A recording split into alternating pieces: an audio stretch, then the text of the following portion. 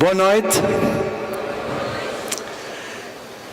Tivemos um dia intenso, mas creio que muito positivo. E vamos ter agora também uma noite e uma jornada intensa e creio que também muito positiva. Eu gostaria que nós começássemos com a nossa entrega ao Senhor e preparação para a jornada desta noite.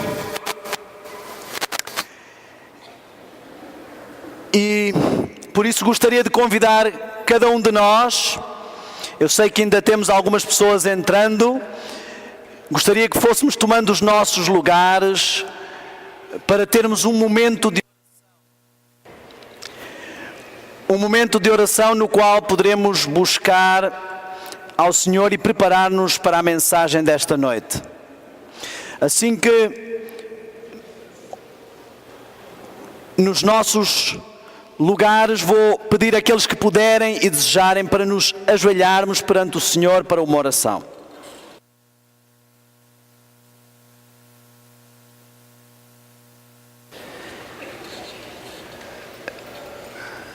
Poderoso Deus, nosso Pai, nosso Criador,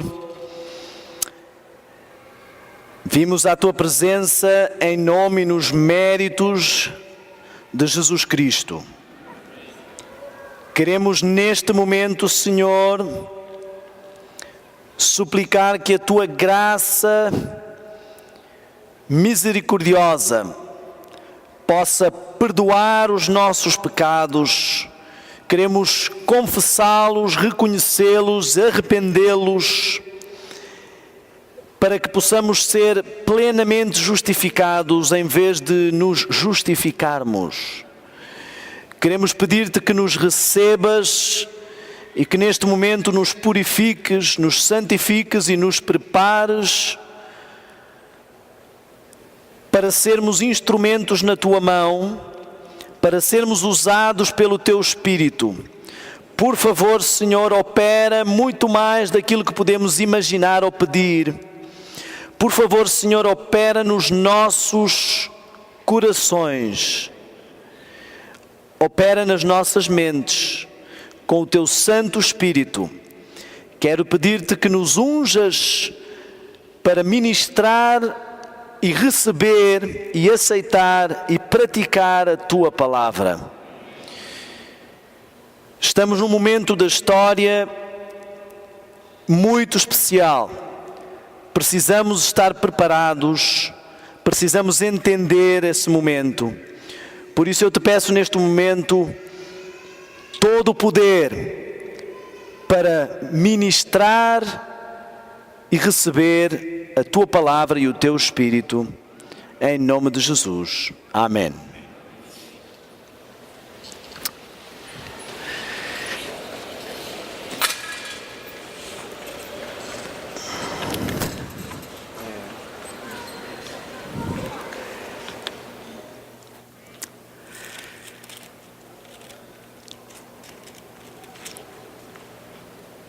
Eu queria que nós fizéssemos um breve resumo do que falámos ontem. Estamos no contexto da batalha final. Eu não sei quantos já têm clara na sua mente a noção de qual é a batalha final. O objetivo foi ter um título que tivesse uma abrangência de várias coisas. E esta batalha final talvez tenha mais significado do que aquilo que possamos à primeira vista entender. O Espírito de Profecia usa também esta expressão. Nós partimos de uma pergunta: quão próximos estamos do fim? No contexto do que Jesus apresentou em Mateus 24, do que Jesus apresentou em várias das suas apresentações e parábolas, dizendo: quem lê, entenda. E dizendo: quem tem ouvidos para ouvir, ouça. A Bíblia nos diz que a fé vem pelo ouvir. Nós chegamos a uma conclusão clara e importante, que pela vinda do nosso Senhor Jesus Cristo, diz 2 Tessalonicenses 2, isso não sucederá, e Paulo usa a mesma expressão que Jesus usa em Mateus 24, ninguém vos engane, porque isso não acontecerá sem que antes venha a apostasia e se manifeste o homem do pecado. E compreendemos também de uma forma clara a diferença entre apostasia na igreja e apostasia da igreja. A noção de que, por muito que exista apostasia na igreja, as portas do inferno não prevalecerão contra ela e não teremos apostasia da igreja. Vamos ter divisões na igreja e formar-se-ão dois partidos. Falámos claramente de que este cenário está já a acontecer na nossa igreja. Já não é uma previsão de futuro. Nós já vemos uma polarização muito grande a acontecer. E eu não estou sequer a fazer uma análise crítica do assunto. Eu estou só a fazer uma análise descritiva dos factos. Temos um lado da igreja que crê que o culto pode ser mais interativo, pode ser mais metasensorial, pode ser mais emergente, e temos uma outra parte da igreja que crê que o culto deve manter e até voltar um pouco àquilo que sempre pautou a identidade da igreja.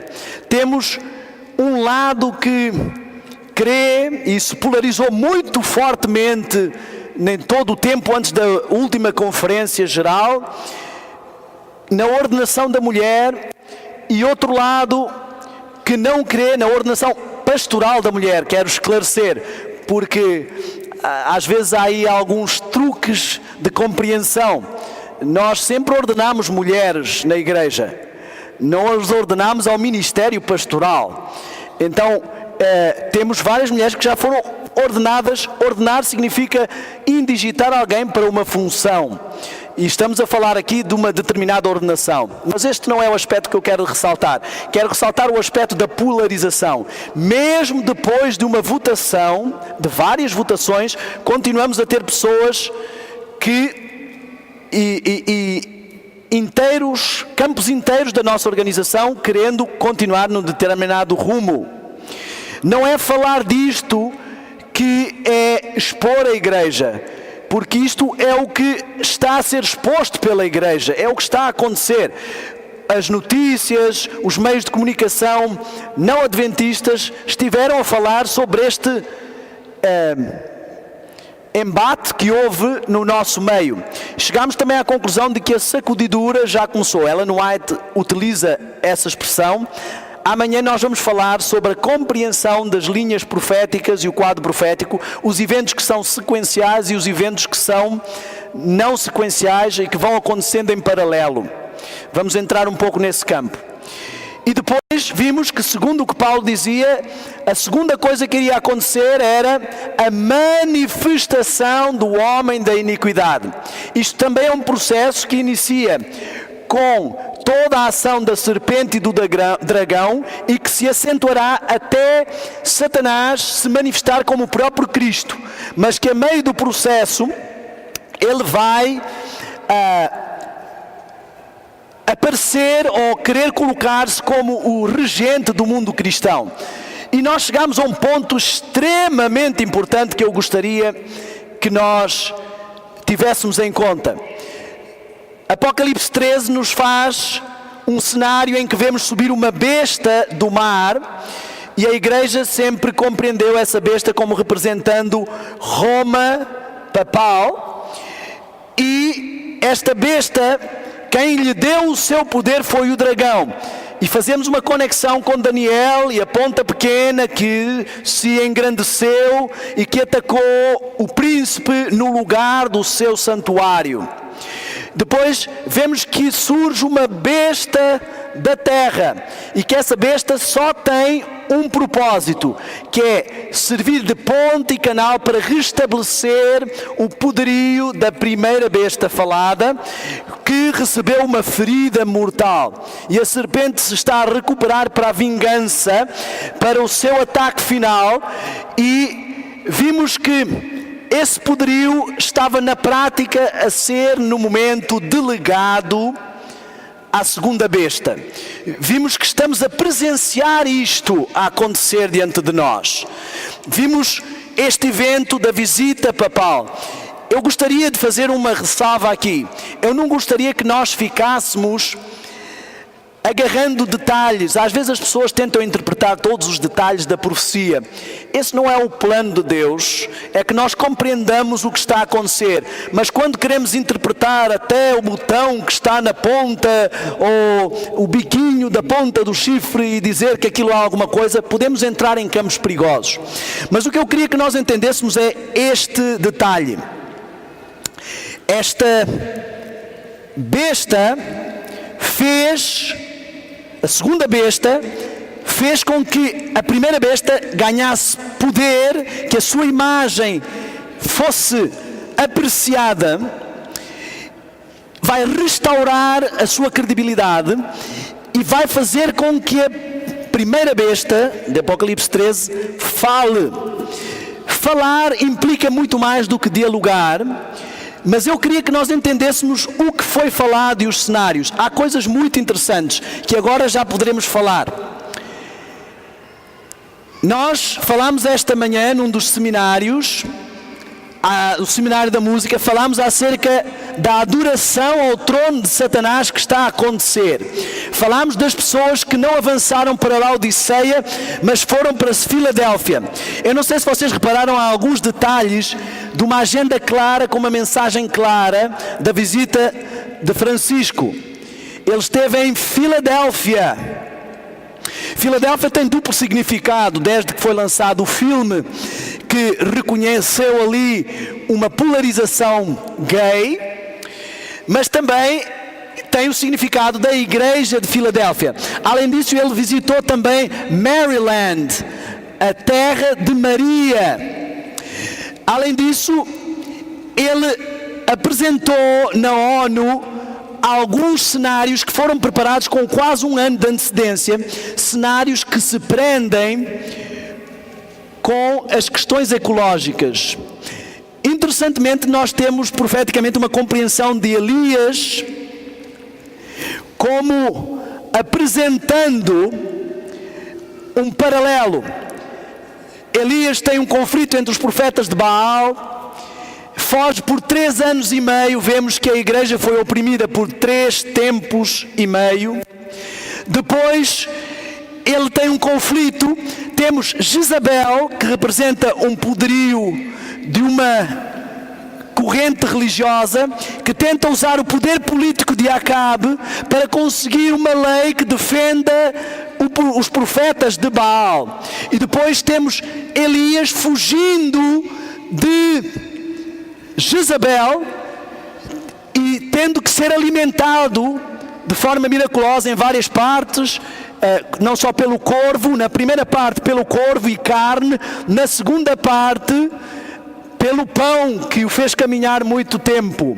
Tudo isto tem um paralelo muito grande com a nossa compreensão, porque no final também teremos que estar fugindo de Jezabel e ter o nosso pão e a nossa água certas, mas a igreja também já foi atacada por 3 anos e meio, 3 tempos e meio proféticos. Então, temos ali que no final também teremos que pregar com o espírito de Elias. Mas o que chegamos à conclusão ontem foi muito claro.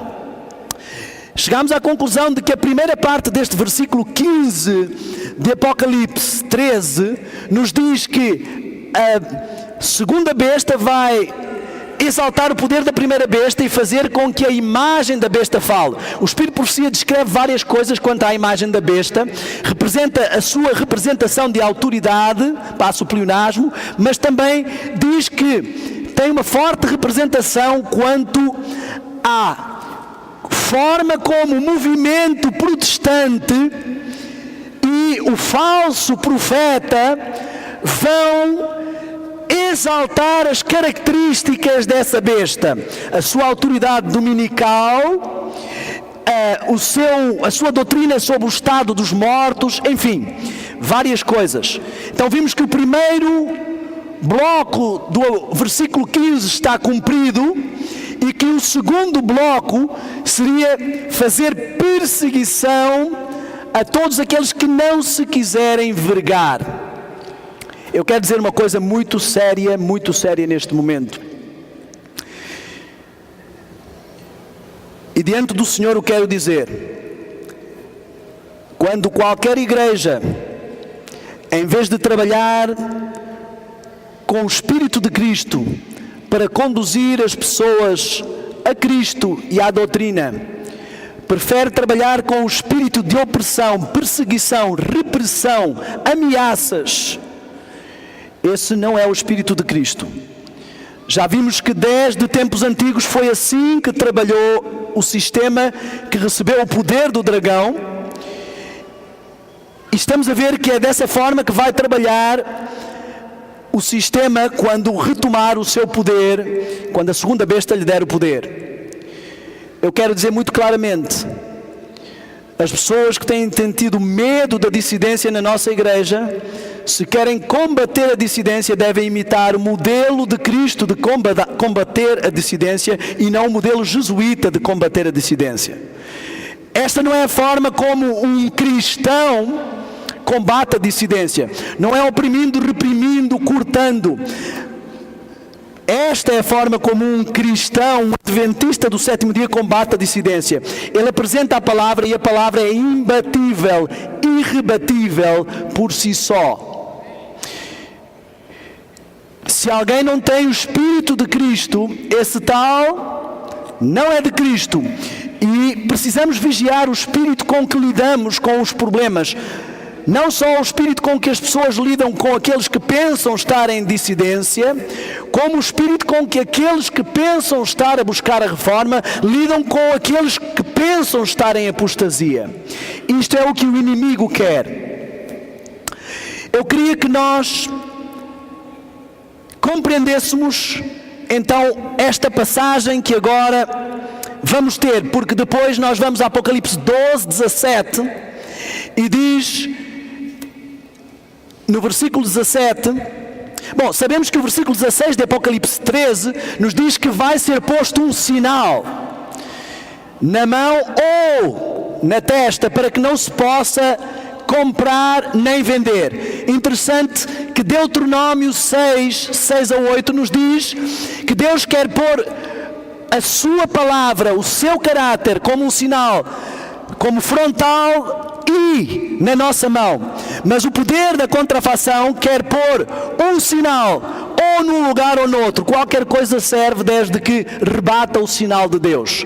Mas então vemos que ao receber este poder, o que a segunda besta vai fazer, através da ira do dragão, é ir contra a mulher novamente e ir contra o remanescente da semente, os que guardam os mandamentos de Deus e têm a fé ou o testemunho de Jesus Cristo. Por outras palavras simples, vai atacar todos aqueles que querem vencer o pecado e guardar a lei, e todos aqueles que querem preservar a importância e valor do Espírito de profecia. Ficou mais claro isto? Porque às vezes, enquanto temos que fazer os paralelos do que é o testemunho de Jesus ou a fé de Jesus, pode ficar complicado. E ficamos nesta pergunta para hoje: quem é o remanescente que guarda os mandamentos e tem a fé de Jesus? Eu quero que entendamos o conceito de remanescente. O remanescente, uma palavra mais comum para nós, é o resto. Nós temos toda uma história da humanidade e Deus sempre foi trabalhando com restos. Buscava e despertava um povo fiel, esse povo crescia, começava a divagar e Deus tinha que buscar um resto, um remanescente. Vemos que Deus também vai trabalhar com o resto que vai sobrar da história da humanidade neste tempo. E este é o tema desta noite. Quem é o remanescente? A última igreja. Isto representa um pouco mais do que apenas dizer que somos Laodiceia, que somos a sétima igreja, que não haverá outra depois de nós. Porque eu posso ter uma garrafa com suco, e posso utilizar esse suco e deixar um resto. Mas eu posso também desse resto tirar um pouco mais e fica ainda um outro resto. Muitas pessoas têm apresentado um conceito de remanescente dentro do remanescente. Deus não vai trabalhar dessa forma, mas Deus não está trabalhando com a massa, mas sim com os que guardam os mandamentos de Jesus e preservam o espírito de profecia. Com os que buscam cumprir a lei, vencer o pecado e preservar aquilo que Deus deu à igreja pelo espírito de profecia. Deixamos claro aqui que não basta ter o nome na igreja para fazer parte do remanescente. Vimos até um texto que está em Eventos Finais, na página 172, que diz: nem um entre 20 dos nomes que se acham registrados nos livros da igreja está preparado para finalizar a sua história terrestre e achar-se-á tão verdadeiramente sem Deus e sem esperança, o texto termina dizendo, como um pecador comum. Significa que nem todos os que estão na igreja farão parte do remanescente. Deus claramente nos disse através do seu Filho que nós teremos trigo e joio até ao fim.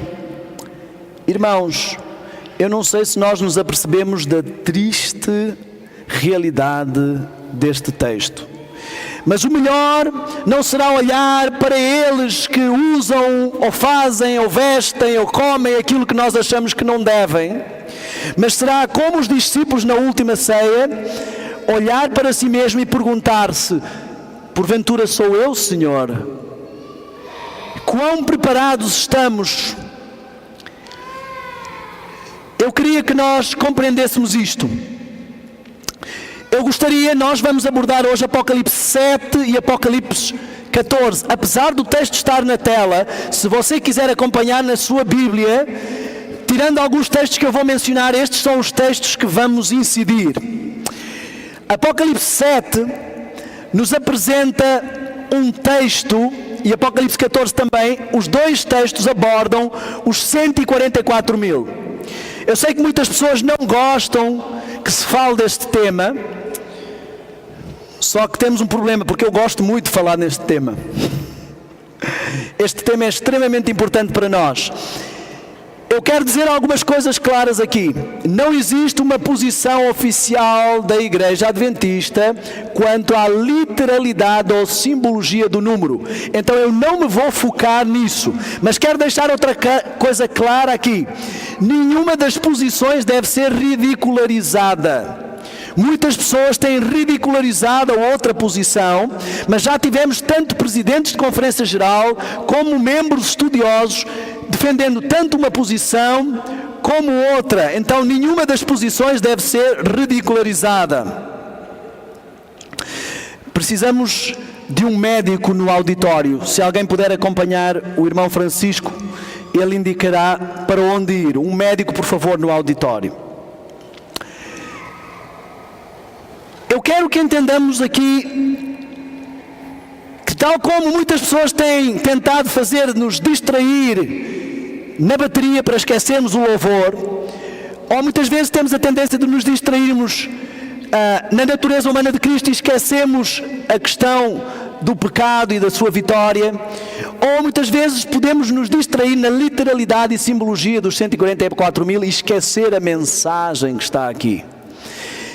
Não existe uma posição oficial sobre literalidade e simbologia, mas existe luz suficiente e todos nós somos capazes de compreender a mensagem que está aqui. E eu queria que nós fizéssemos isto esta noite. Eu vou fazer mais uma oração. Pai Santo, neste momento eu quero pedir-te todo o poder necessário para expressar-me de forma clara e ser entendido de forma clara, numa eloquência muito para além daquilo que eu posso ou tenho capacidade de fazer. Quero pedir-te também humildade da minha parte ao falar e da parte de cada um de nós ao ouvir. Por favor, Senhor, usa-nos neste momento, eu te peço em nome de Jesus. Amém. Irmãos, por favor, não ouçamos profecias de forma geral. Elas estão a acontecer, isto está muito sério. Diz assim: e depois destas coisas vi 4 anjos. O que significa 4? O que representa este número? Eu vou pedir muito a vossa participação hoje. Os 4 pontos cardeais: a plenitude, a globalidade, a universalidade. E anjos, mensageiros, mensagem ou advertência. Então, podemos já começar a entender. Depois destas coisas, o profeta viu uma mensagem global, ou mensageiros de uma forma global, que estavam sobre os 4 cantos da terra, sobre a globalidade da terra, retendo os 4 ventos. O que significam ventos? Guerras, calamidades, revoluções, todo o tipo de destroçamento da situação. Há uma mensagem global e há uma advertência global e há um castigo global que está retido por esta mensagem global, mas que depois que for solto, diz assim: para que nenhum vento, nenhuma calamidade, nenhuma guerra, nenhum destroçamento soprasse, atingisse, destroçasse a terra. Terra poderá ser continente, poderá ser a terra na sua globalidade, nem sobre o mar, os povos, as questões ambientais, nem contra árvore alguma. A árvore representam pessoas ou nações. Nabucodonosor era uma árvore cortada, Israel foi uma árvore infrutífera. Então, existe algo global, uma mensagem, uma advertência global que está a impedir que um conjunto de calamidades globais destroce, destrua a terra, as nações e as pessoas. Quero perguntar uma coisa: o que vai acontecer de forma global que destruirá a terra? Que ventos, que calamidades? A terra, as nações e as pessoas. As 7 pragas. Ninguém tem dúvida de que estamos a falar das 7 pragas aqui. E vi outro anjo subir do lado do sol nascente. Outra mensagem, outro mensageiro, outra advertência crescente que sobe do lado do sol nascente. Em Israel, o povo adorava voltado de costas para o sol nascente, e os povos pagãos da adoração ao sol voltavam-se para o sol nascente. Este anjo vem do sol nascente, de costas para o sol nascente. O sol nascente tem a ver com adoração. Se eu venho do sol nascente, de costas para o sol nascente, estamos a falar da verdadeira adoração. Se eu me volto para o sol nascente, é falta de adoração. Então há uma mensagem de verdadeira adoração. Temei a Deus e dai-lhe glória. Uma mensagem, uma advertência que vem com relação à verdadeira adoração, que vai crescendo e que tem o selo do Deus vivo. O que é o selo do Deus vivo? Sábado, autoridade, aprovação, reconhecimento do Deus vivo. E clamou com grande voz aos 4 anjos a quem fora dado o poder de danificar a terra e o mar. Há uma mensagem que tem a ver com verdadeira adoração, que faz reter uma advertência de calamidade global que está para acontecer com as pragas. E faz reter para dar tempo ao povo de Deus de ser aprovado com a verdadeira adoração. Estão a acompanhar-me? Dizendo, este anjo diz, a mensagem diz, a advertência é: não danifiqueis a terra, nem o mar, nem as árvores. Já definimos isto. Até, falámos sobre isto ontem, até significa que um processo já foi iniciado e que queremos que haja tempo para que seja terminado. Até que hajamos assinalado nas suas testas os servos do nosso Deus. Interessantemente, Apocalipse é uma mensagem para dizer aos servos do nosso Deus as coisas que brevemente hão de acontecer. E as coisas que brevemente devem acontecer é que haja tempo suficiente para assinalar, para terminar de assinalar, até que terminemos de assinalar. É um processo que já começou. Eu quero que saibamos o seguinte: não vai entrar ninguém no céu sem ser selado. Todos vão guardar o sábado antes de entrar no céu. O povo de Israel foi selado por um sinal entre eles e Deus, um sinal perpétuo. E todos que guardam o sábado, desde que ele foi levantado pela mulher que achou a dracma, pela mensagem do terceiro anjo, pela tríplice mensagem angélica, são selados. O selamento é um processo que começa quando o crente se converte. O crente, não estou a falar do evangélico, eu estou a falar da pessoa que crê. Qualquer pessoa que crê em Cristo verdadeiramente, profundamente, se converte. Começa um processo de gravação do caráter de Cristo em si e de aprovação desse caráter, que termina com o fim da graça para essa pessoa. O fim da graça dessa pessoa pode ser quando ela morre, ou quando fecha a porta da graça para toda a gente, ou quando ela não está mais alcançável pelo Espírito Santo. Eu não sei se estamos a entender aqui. Esta manhã dissemos que antes da terminação da graça, manifestar-se-á tudo quanto é estranho. Haverá gritos com tambores e dança. Haverá um movimento carismático, conduzido, inspirado por um falso fogo, um fogo estranho, e que não utilizarão hinários, hinos tradicionais, de que terão músicas dançantes com letra sagrada. E vimos que esse cenário estava a acontecer, e que é a realidade presente, e que, diz o Espírito de Profecia, que aconteceria imediatamente antes de fechar a porta da graça.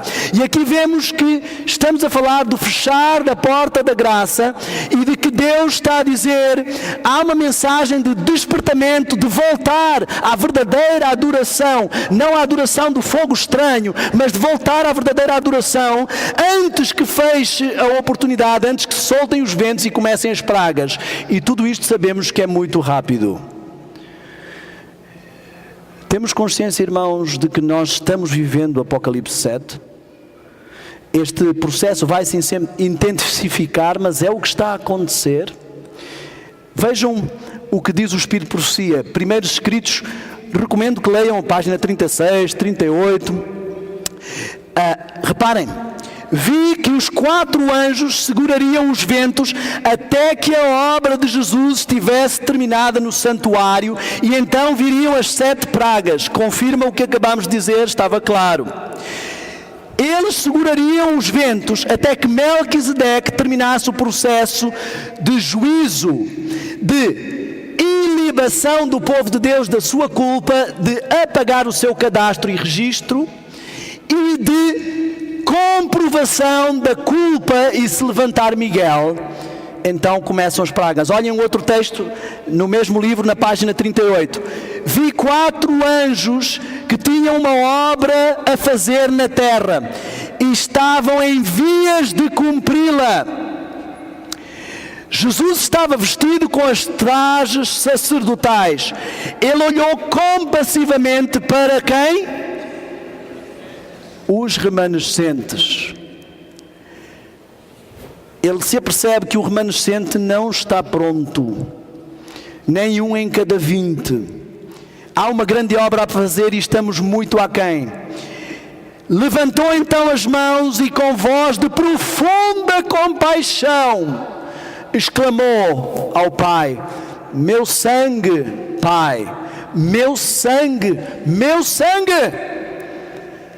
Cristo fez um grande investimento por cada um de nós. Quando alguém faz um investimento, quer que haja o máximo de lucro possível desse investimento. E olhem a cena maravilhosa que vai acontecer agora. Vi a seguir um outro anjo com uma missão da parte de Jesus, voando celeremente, rapidamente, aos 4 anjos, agitando algo na sua mão, e clamando com grande voz: segurai, segurai, até que os servos de Deus sejam selados na fronte. Amanhã nós vamos falar sobre o selamento, mas eu queria que nós tivéssemos bem claro aqui a misericórdia da graça de Deus. Temos tido tanto tempo para refletir o caráter de Cristo, e eu falo por mim, eu creio que será a situação de muitos.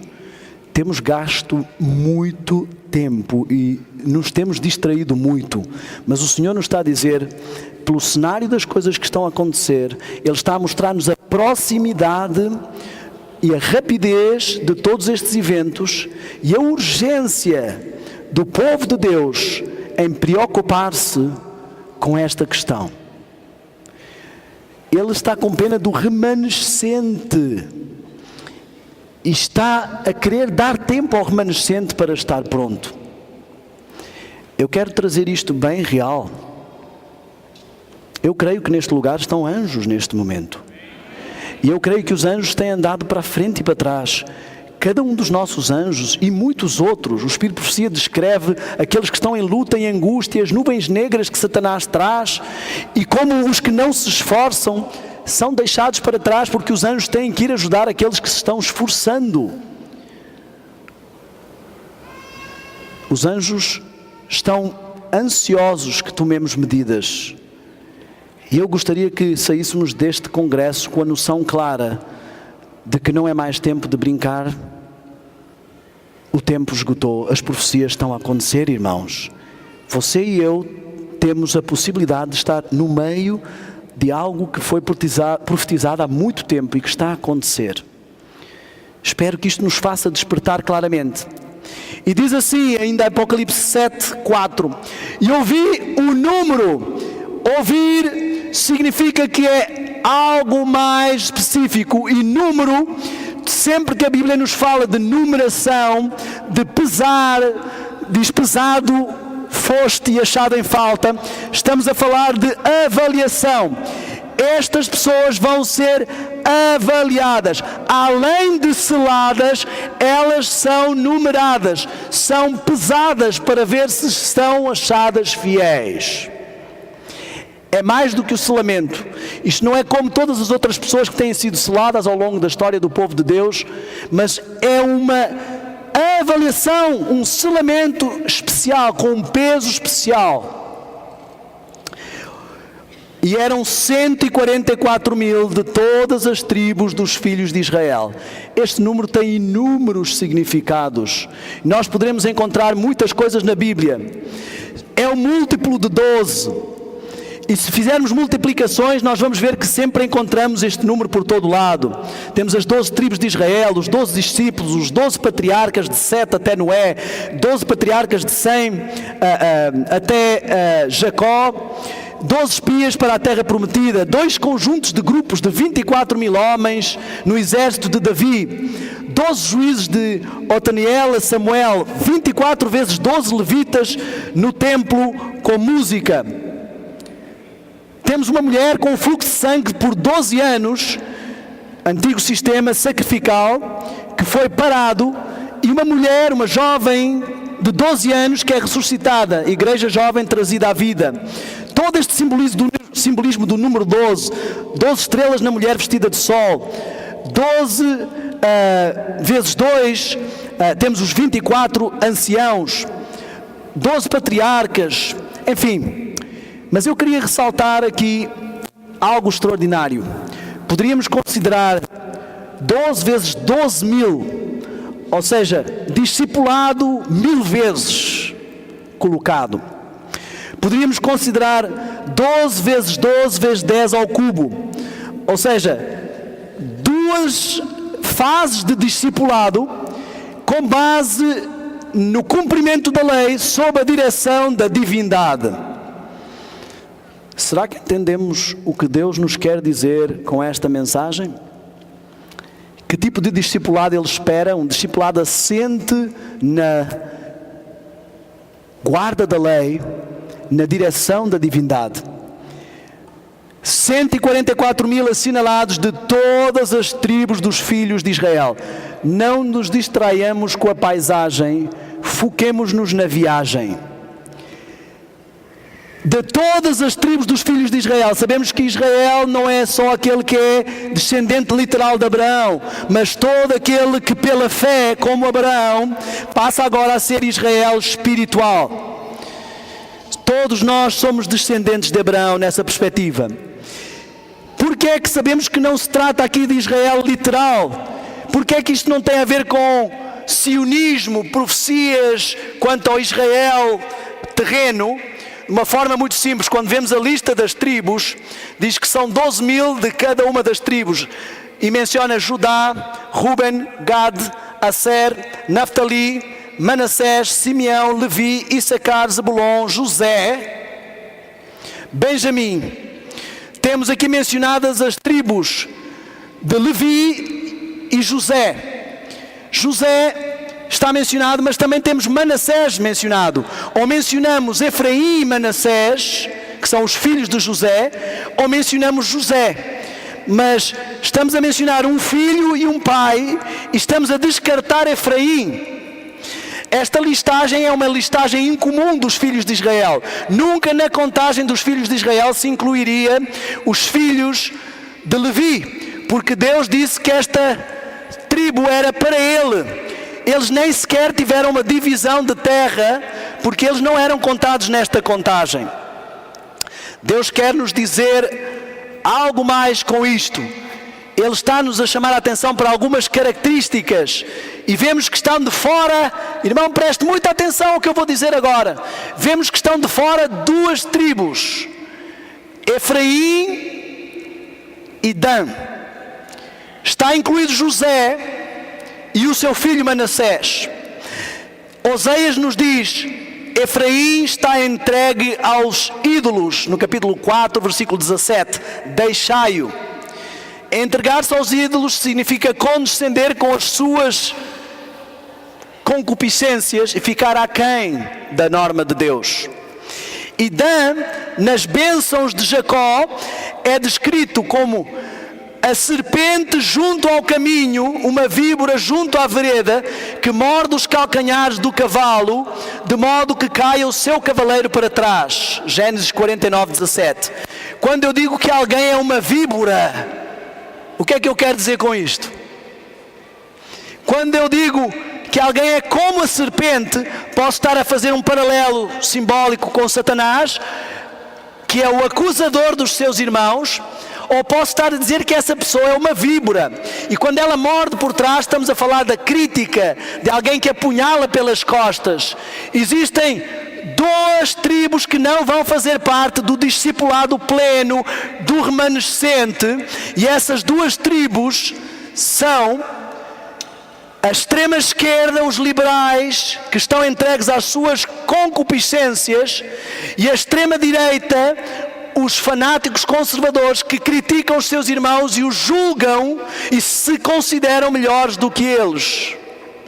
Dan será o juiz dos seus irmãos. Estas 2 características vão fazer com que as pessoas fiquem fora do remanescente do povo de Deus. Os que ficam aquém da norma dos mandamentos, e os que vão além da norma dos mandamentos. Se nós formos ver as bênçãos dos filhos de Israel e se as pusermos numa lista do que elas significam, nós vamos descobrir a mensagem que está aqui nestas tribos simbólicas. Eu vou pedir ao Odair, por favor, para ler. Onde é que está o Odair? Podes pegar um microfone talvez, Odair? Eu vou pedir ao Odair que traga esse texto e que nos apresente, mas entretanto eu gostaria que nós víssemos algo extraordinário e já vamos voltar a este aspecto. Nós vamos agora pular para Apocalipse 14. E olhei, versículo 1, e eis que estava o Cordeiro, isto é simbólico ou literal? Simbólico, que representa Cristo. Sobre o monte de Sião, estavam mesmo no céu, no monte de Sião, é simbólico ou literal? É literal. Aqui agora complicamos o que muita gente assume como uma regra de hermenêutica. Diz que um texto não pode ser simbólico e literal ao mesmo tempo, mas aqui temos um símbolo do Cordeiro e um exemplo literal. Temos que entender o que essa regra de hermenêutica quer dizer. Ela é válida, mas ela nos está a dizer que um texto ou tem um sentido simbólico ou tem um sentido literal. Não quer dizer que o texto não possa ter partes simbólicas e partes literais, mas temos que captar o seu sentido geral. Portanto, não podemos definir simbologia ou literalidade dos 144.000 por causa de termos símbolos ali. O chifre pequeno é um símbolo, mas é um poder bem real, meus amigos. Eu quero que entendamos aqui algo muito interessante. O monte de Sião está no céu e com ele, com o Cordeiro, 144.000. Esperem lá. Voltamos a Apocalipse 7. Esperem, disse o anjo, até que terminemos de marcar nas suas testas este remanescente. E agora vamos a Apocalipse 14 e vemos que diz assim, que já nas suas testas tinham escrito o nome do seu pai.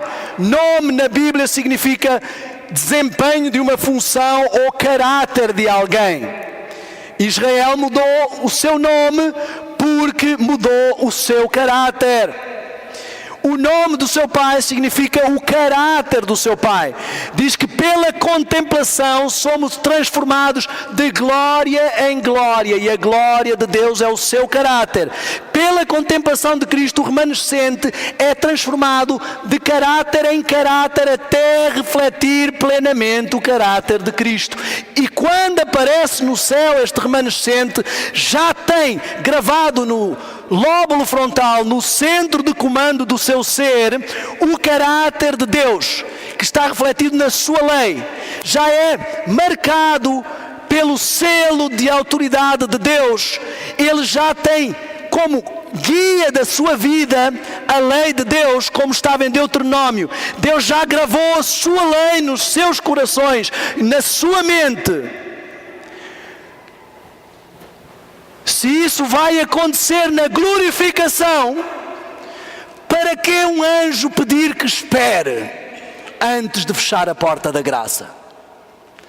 Algo acontece entre esperem, não fechem a porta da graça, e estamos no céu com um caráter gravado, e não acontece na glorificação, porque senão o anjo podia ter dito, pode fechar a porta da graça, porque esse povo só vai ficar com o caráter de Cristo e guardar a sua lei quando for glorificado. Eu quero dizer claramente, irmãos, em nome do Senhor, que se alguém diz que o caráter só será transformado na glorificação, seja anátema, porque ataca a doutrina de Deus e da igreja, seja ele quem for.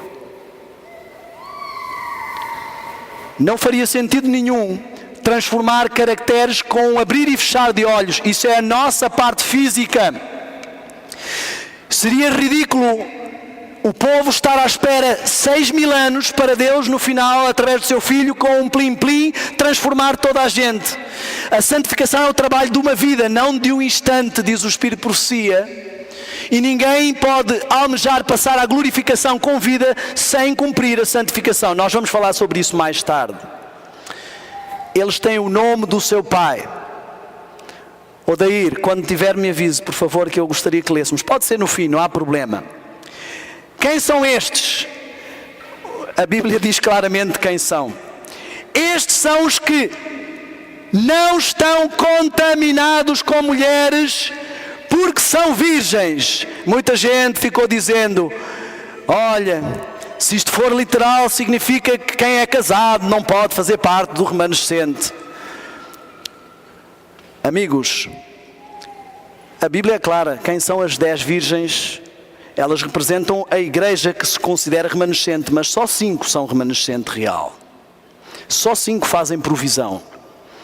Estão na igreja pura, na igreja remanescente, mas não tomaram as devidas precauções enquanto o anjo esperava para receberem a dose extra do Espírito Santo e fazerem parte do remanescente que tem o caráter de Deus gravado na sua mente.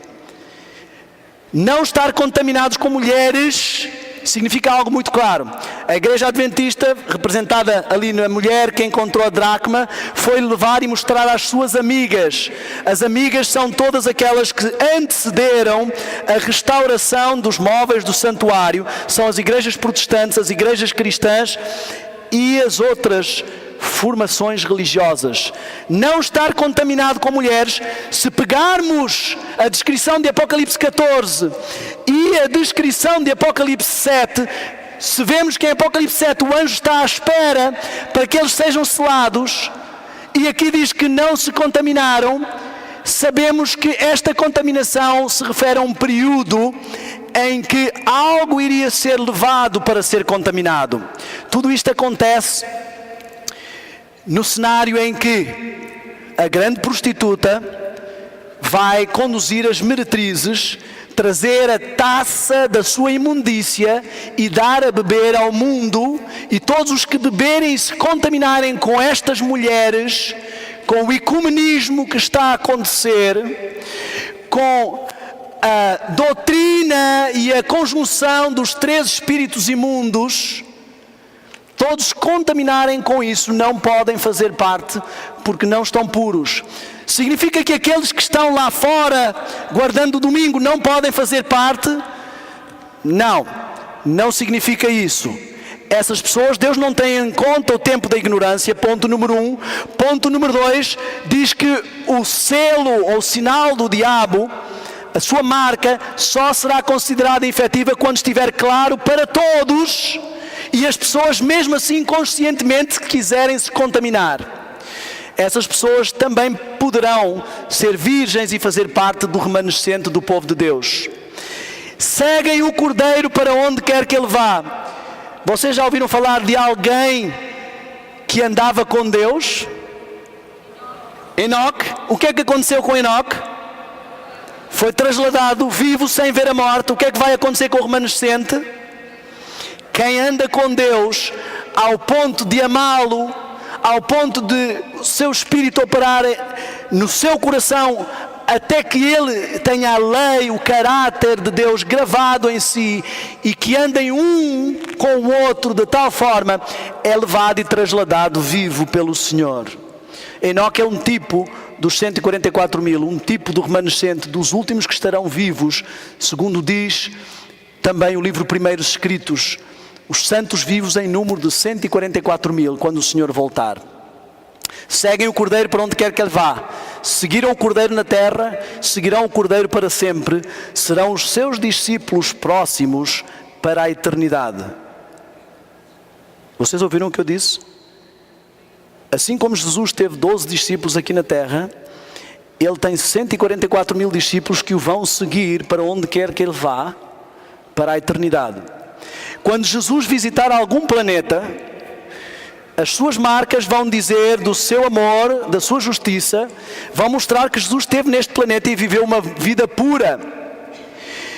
Vão mostrar que o mesmo milagre que ele fez na boda de Canaã, guardou o melhor vinho para o fim, o remanescente do vinho, também fará com o remanescente dos seus discípulos.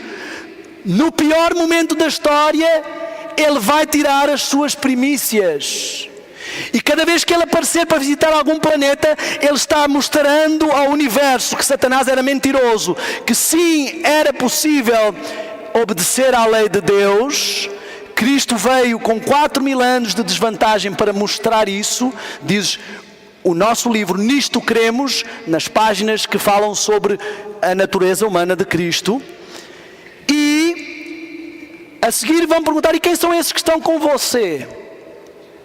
E o Senhor vai mostrar aqueles que seguiram o mesmo trajeto que o Cordeiro no último período da história. Estes são os que dentre os homens foram comprados como primícias para Deus e para o Cordeiro. Primícias. Eu quero que você ouça, pega o microfone por favor, Odair. Eu quero que você ouça as características do Israel espiritual, do remanescente. Logo a seguir, em Apocalipse 7, nós vemos uma grande multidão que não é só do Israel espiritual, no sentido geral do termo, mas que é de toda a nação, tribo e língua. Não quero entrar nesses detalhes aqui, poderá haver muitas divagações, mas eu quero que tenhamos consciência. O Odair vai ler os nomes, não precisas de ler os nomes de cada um, podes ler só a sequência dos nomes. Vocês vão ouvir as descrições do significado e da bênção de cada um dos nomes das tribos mencionadas e o que é que ela significa no caráter dos filhos de Deus do remanescente. Só o significado. Som. Dá para ouvir? Forte, Odair. Ok. Vou seguir na sequência com os nomes. Deixa eu sair da frente aqui.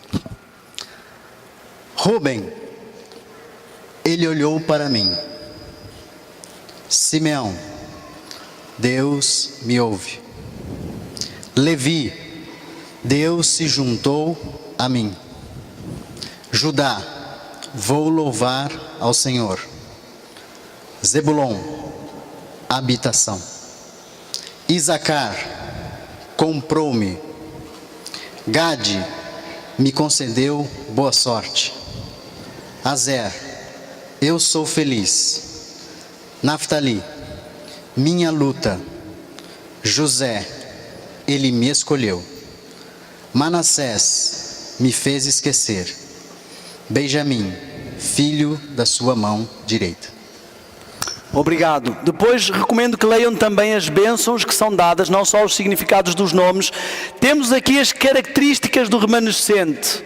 Se juntarmos isso com Apocalipse 7 e Apocalipse 14, especialmente com Apocalipse 14, nos diz: na sua boca não se achou engano, porque são irrepreensíveis perante Deus.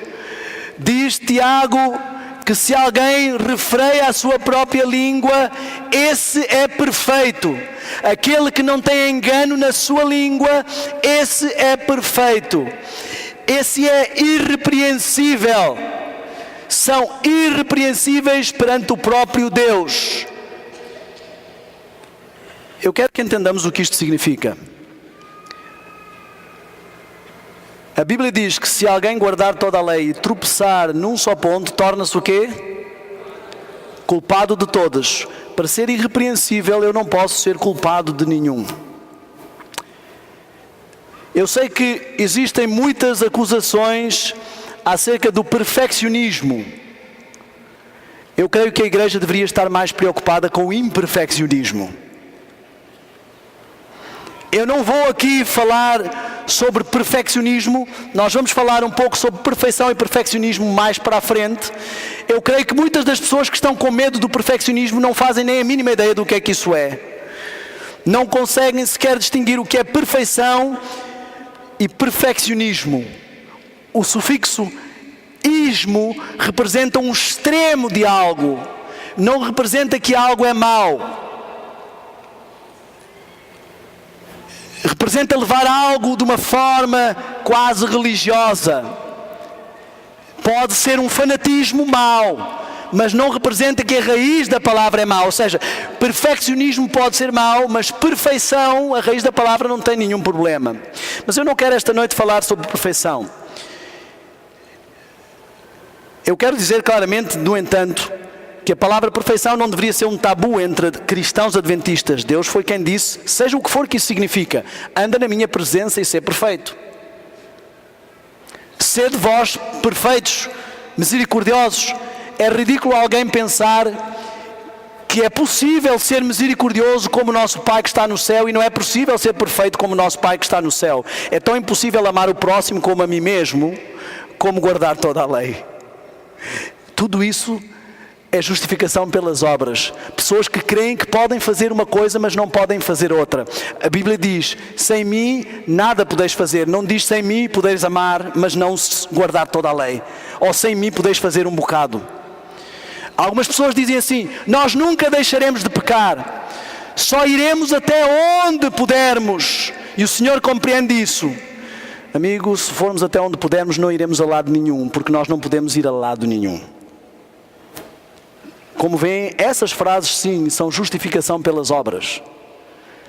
Alguém que diz que só pode ir até onde consegue, está a falar do que ela é capaz de fazer. Alguém que crê que não pode ir a lado nenhum sem Cristo, está a compreender que com Cristo não sou eu que estabeleço o limite. Eu vou dizer sinceramente, irmãos, nenhum cristão sincero deveria estar preocupado com até onde consegue ir na escala da santificação. O seu objetivo é Cristo. E esse é o seu limite, e Cristo não tem limite. E Ele caminha, porque a aurora dos justos é como, a vereda dos justos é como a luz da aurora que vai raiando até ser dia perfeito. Eu quero dizer uma coisa clara. Ser perfeito não significa que eu não continuo a crescer. Os anjos são perfeitos e continuam a crescer pela eternidade. Estamos a confundir aqui várias coisas. Precisamos parar de brincar de condescendência com o pecado. Isso é o que é. Porque Deus é um Deus santo. E quando fechar este tempo, aqueles que não forem selados e o seu caráter mantido, terão que estar perante um Deus santo. Eu não estou a entrar nesses detalhes, só estou a deixar claro que isto não é uma brincadeira. Com Deus não se brinca. Eu queria deixar e concluir com esta pergunta séria esta noite. Qual é o próximo evento profético importante para o povo de Deus? Existe muita gente preocupada com o decreto dominical, preocupada com os movimentos do Papa para aqui e para acolá. O decreto dominical é um ponto de preocupação para os ímpios, não para os cristãos. Eu nunca vi nenhum cristão preocupado com o momento em que ele pode dizer ao mundo que mesmo que morra ele vai ser fiel a Deus. Isso não devia preocupar-nos. O que devia preocupar-nos sim, é o que estamos a fazer enquanto o anjo está a pedir que segurem os 4 ventos. O que devia preocupar-nos sim, é que somos a 7ª igreja. 1, 2, 3, 4, 5, 6, 7 significa o quê? Começamos com uma igreja pura de um cavalo branco e terminaremos com uma igreja pura vestida de branco. E o Senhor te recomenda que compres o que precisas para estar nesse estado e que não fiques a achar que já tens tudo e que és o remanescente. Nós vemos que Deus mandou Naamã mergulhar 7 vezes para ficar livre da lepra. E trabalhou com a sua igreja por 7 períodos. Se Naamã mergulhasse 6, não estaria livre da lepra e do pecado, não estaria puro. Esta igreja tem sido trabalhada pelo Senhor e restaurada, e o santuário restaurado por 6 períodos, e nós somos o 7º período. Deveremos, como Naamã, fazer o mergulho e ser livres, libertos e puros. O Senhor vem buscar uma esposa pura. Não uma esposa que se justifica, mas uma esposa que é justificada e santificada. Elias orou quantas vezes para ter a chuva? 7. Esta é a igreja que vai receber a última chuva. A igreja tem orado por 7 períodos para receber a chuva e vai no espírito de Elias recebê-la novamente. Qualquer purificação no santuário está muitas vezes relacionada com o número 7. E todos nós sabemos o que isso significa. Não foi dado este número à nossa igreja por acaso. E ela só não tem nenhum elogio para que ela não pense que isso é mérito dela. E ela saiba que é mérito de Cristo. Ela não se maquilha, não disfarça o seu pecado. o seu noivo, o seu esposo, lhe dá as vestes que ela não pode comprar. O que é que isto tem de perfeccionismo?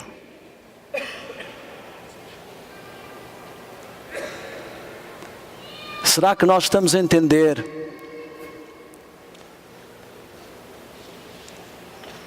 o que realmente precisamos ser para ser o remanescente que guarda os mandamentos de Deus e tem a fé de Jesus? Esta noite eu tenho um outro apelo. Virgens, chequem o óleo das vossas lâmpadas. Verifiquem como estão a usar a chuva temporã, se é que desejam e se estão a fazer a provisão para receber a chuva seródia. O evento que o povo de Deus devia estar preocupado neste momento não é o decreto dominical, mas é o processo de selamento de que falámos hoje e vamos falar amanhã. O processo de seleção do remanescente, aprovação do remanescente e preparação para a chuva seródia. Esse é o próximo evento no qual devemos estar focados. Que o Senhor nos abençoe e nos ajude. Eu gostaria de concluir esta noite com uma oração. Eu sei que muitos de nós já fizemos na nossa igreja oração para receber o Espírito Santo. Eu creio que muitas das vezes que fizemos isso não tínhamos a mínima noção do que estávamos a dizer. Nós precisamos primeiro ter unidade apostolar, unidade em meio à divisão e à sacudidura. Não é fácil. Nós precisamos buscar a comunhão com Cristo e deixar que Ele trabalhe e opere o nosso caráter a ponto de sermos selados, enumerados, aprovados e de andarmos sem mediador perante um Deus santo.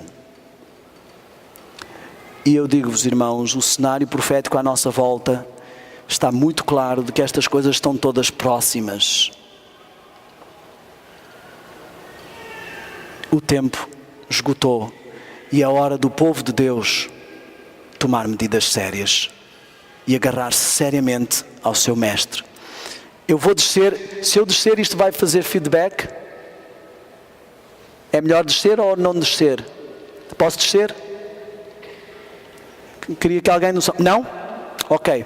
Eu vou ficar aqui infelizmente, mas eu gostaria que nos ajoelhássemos uns com os outros, próximos uns dos outros, e que orássemos ao nosso Deus.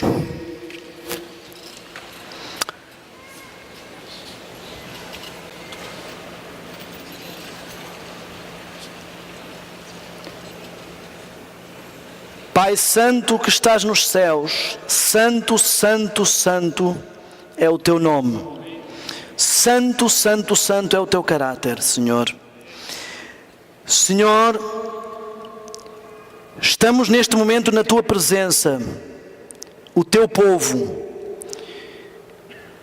Queremos neste momento vir à tua presença, interceder pela tua igreja, interceder pelas nossas famílias, interceder pelas nossas vidas, Pai. Senhor, por favor, dá-nos consciência da seriedade e importância do momento em que estamos, consciência do que significa ser o remanescente de Deus, consciência do que significa guardar os mandamentos de Deus e ter a fé de Jesus. Senhor, eu quero pedir neste momento que tu operes uma grande obra no nosso coração de compenetração do momento profético em que estamos, de total entrega, de total rendição, de total consagração, santificação e reflexão.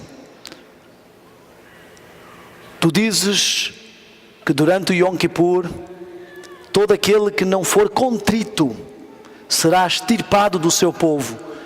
não fará parte do remanescente. Queremos fazer parte desse povo. Senhor, neste momento eu quero pedir uma bênção especial sobre as pessoas que se reuniram aqui neste congresso. Senhor, Tu sabes quão feliz eu estou por podermos estar aqui. Senhor, que em nós não exista um espírito de Efraim, de condescendência com os nossos gostos e apetites, nem um espírito de Dan, de julgar, de criticar os nossos irmãos. Queremos interceder por toda a Tua igreja, mas Senhor, sabemos que a Tua bênção só é efetiva mediante a nossa entrega e na proporção da nossa submissão a Ti. Por favor, Senhor, opera no Teu povo a transformação e o despertar necessário.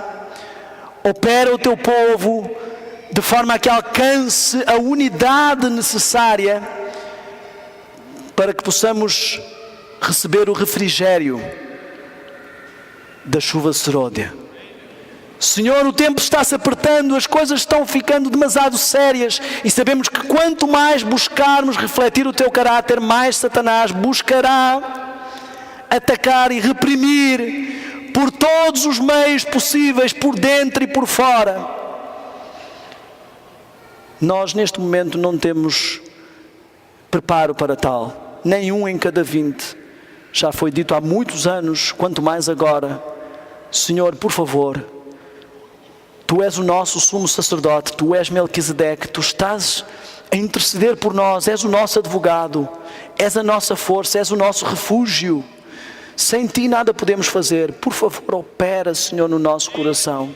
Opera neste grupo que veio aqui, para que eles possam sair e levar também a outros esse mesmo ânimo, esse mesmo propósito. Eu Te suplico no nome e nos méritos de Jesus. Amém. Amém. Que o Senhor vos dê um dia de sábado abençoado e que neste dia possamos aproveitar para refletir acerca destes eventos e do momento em que estamos. Que o Senhor vos abençoe.